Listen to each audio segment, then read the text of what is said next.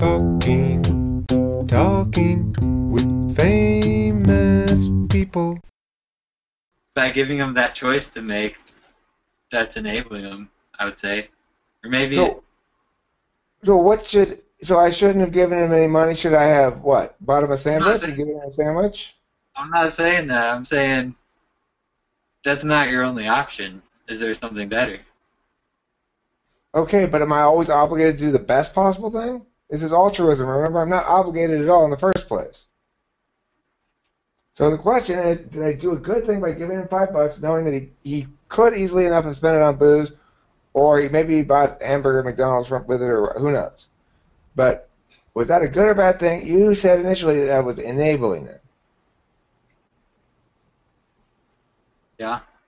So, okay, I'm not expressing a clear position on this. I just want to understand your position. Was it good or bad for me to give him $5? There's no objective answer to that question. But there is. There has to be. There doesn't have to be. It was good. Because $5 isn't going to make or break him either way. I would love there to be an objective answer to every question, but Give him $5. if you're sitting there with a guy that obviously has a problem and could further that problem with money that you give him, there's no way for you to know in that moment how he's going to use it or what choice he's going to make. If someone with an alcohol problem wants alcohol, and he was sitting outside McDonald's. It's not going to be the $5 that determines whether he has another drink. He's going to get the drink, whether he has to steal it or steal the money or whatever. It's simpler than that even. It's a matter of that which is foreseeable versus that which is intentional. I am morally responsible for my intentional acts, not for foreseeable but only possible outcomes of those acts, assuming my intention is sound, that I'm giving him $5 because I think it's going to make his life a little bit better. And I can reasonably imagine a scenario in which, and I have reason to believe that it will make his life better in some sense. In other words, it's a reasonable position to hold. Then my intention has to determine whether or not my action was good, not the outcomes. Otherwise, we collapse into utilitarianism, and then you're in a morass of moral relativism. With that line of reasoning, then his whole project that his company was doing, their intention is good, so what they're doing is good. Or I'm saying, with your line of reasoning, it applies to what his company was doing and their intentions with building bathrooms. But here, that's not exactly how it works. His intentions are good, therefore he's not culpable for the bad outcomes caused by other people's intentionality. Each agent has to own their own intentionality. So that's what I'm saying. Not that it's good, although I agree it probably is. It's motivated altruistically at least, and it seems to take a reasonably sound form of altruism. So as a consequence, it's probably a good thing to do. But it's not an issue of that which is morally permissible, morally obligatory, or morally forbidden on those grounds. If I said that right. So are you saying that all that matters is intention of whether it's a good or not choice? If you have good intentions, it's good? No, there's two kinds of actions, two kinds of moral actions. There's actions of beneficence and there's actions of rights violation. So you can, and then there's morally permissible acts that are neither.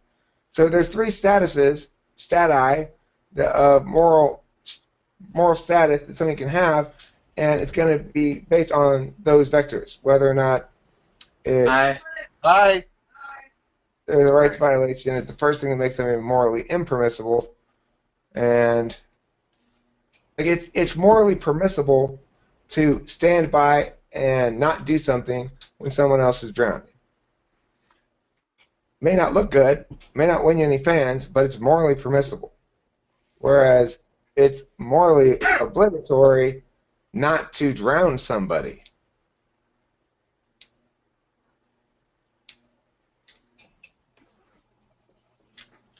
I don't understand. I'm distracted. He got distracted. No, I get what you're saying. I think we got off on a branch. And everybody went deep down the branch, and they lost the stump or the trunk. I mean, I think this is the trunk. Is the answer to the question of whether or not it was right or wrong for me to give the guy $5 is yes, it was fine for me to do it. It was morally permissible. And the question of whether it's fine for Nick's brother to do this thing is that it's morally permissible. And it is a specific, concrete, definitive answer, Nick's brother. It is not mush like you want it to be. Who wanted it to be mush? Nick's brother, in his magical thinking, embraces moral absolutism, but in his secular thinking, embraces mush. You don't have to embrace it either place. Logic's on our side, both places. Who was saying what?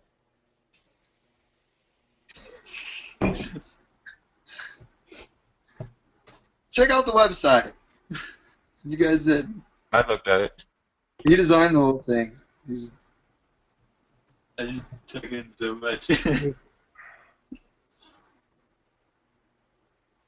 I would say, what do you think about all that? There's a lot to think about. It's definitely thought-provoking, and I feel like I need to think about it more. Good. As a Christian, what sort of moral code do you go by? Is it straight-up Bible or what? I mean, yeah, I believe the Bible is inerrant, infallible, and inspired, but and I believe it's absolute truth. But also, you run into problems of people interpreting it differently. But, I mean, the way I see it is the gospel of Jesus is love, and that's the most important thing. And so whatever I'm doing, it needs to be out of love. And that's the standard that I try to hold myself to. It's an intentionality-based. It's an intentionality-based ethical system. It's good. I mean, I don't think there's anything wrong with that approach, and it focuses though on your introverted feelings. You have to feel like, do you feel love, or do you feel, or what do you mean by it's motivated by love?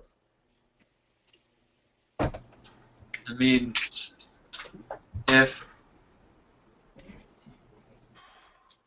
give me a second to think of how to explain it. Isn't the road to hell made out of love or something similar? Good intentions, yeah. Well, that's why intentions can't justify doing a behavior that violates rights. I agree. It's got to be, more than intentions. I agree. Intentions and a constant assessing of results that are produced by those intentions. No, not results. If I'm doing you cannot make moral decisions based on results because then you have to predict shit. But you can if you've been doing it and no, but it's not forbid. It's just learning. No. There are sometimes good lines to draw. It situationally, contextually. You learn how some. I'm not saying draw things black and white, but you learn all the shades of gray. Like. I think you're talking about social stuff, not moral decisions. I think if you've been doing something with good intentions, but then you look back and say, man, these are some shitty results, it's wise to change your actions in the future.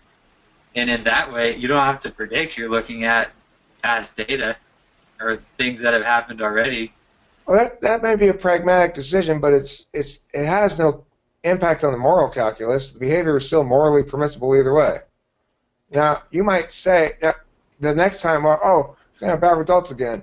Well, then you can't at that point, now that you know that, you can't intend to do well and intend to do the same thing again unless you have a reason to believe it's not going to make bad results. So that precludes you from doing the same mistake again because of intentionality, and it has no impact on the permissibility of the behavior that you've already conducted. That's why it's useless to focus on results as an indicator. It's got to be about, you have to adjudicate it on external factors. Number one, Is this violating the rights of another? Number 2, is it a act of beneficence or is it a claim to altruism? And if so, then you go back to number 1. If it's not violating anybody's rights,